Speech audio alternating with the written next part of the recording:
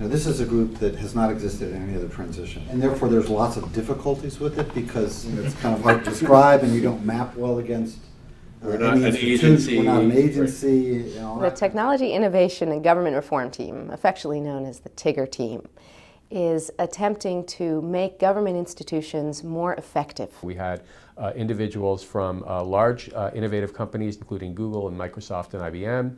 We had individuals from companies that have strong federal consulting experience, including Pragmatics and McConnell International. We had individuals from academia. We had individuals from state and local government. We have some veterans who've been in the policy trenches, and we have some people who have really been in it for just a couple of years, but bring tremendous enthusiasm, creativity. I'm the Chief Technology Officer for the District of Columbia. I've got 86 agencies that I'm responsible for when it comes to technology, driving both policy and operations. One of the biggest problems in the federal government is that process has trumped outcome. And the biggest reason for that is everybody's focused on compliance.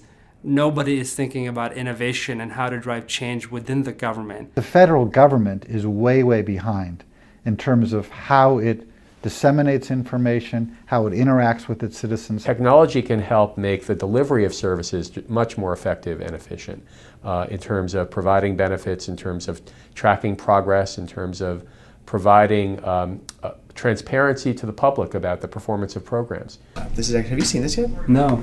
This is actually pretty cool. So what we've done is to launch this project of creating a citizens briefing book, to really create a mechanism via the web that will allow people to add their proposals to those suggestions that will be delivered to the incoming cabinet heads, agency heads, and to the president-elect himself, so that we're sure to get the best ideas for the beginning of the administration. One of the most obvious ways to make the government more open is to take data that the taxpayers have paid for and get it up on the web so that they can download it, look at it, and do something to it which in internet terminology is called mashing it up.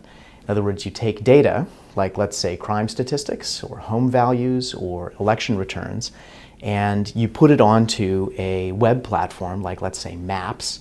And so with the benefit of a map plus a lot of government data, you can actually help citizens understand their world better. You can even drive economic activity and allow people to build businesses. If you look at what happened with the Human Genome Project, with the National Institutes of Health and other world bodies, they decided to take the Human Genome Project and move it to the public domain as quickly as possible. And as a result, you had massive explosion in scientific discovery.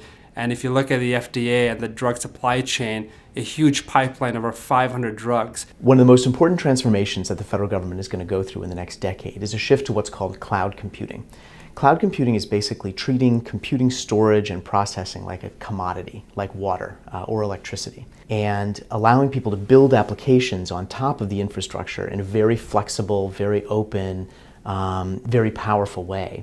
This is an important change for the federal government because it is dramatically cheaper than the old-fashioned way of doing computing infrastructure. I think you're going to see a lot more experimentation across the federal government and a lot more implementation of these kinds of tools that are really commonplace on the web right now. Why is it that we can't innovate and find better ways of bringing services, lowering the cost of government operations, and driving transparency? And those are the things that you're going to see in this administration.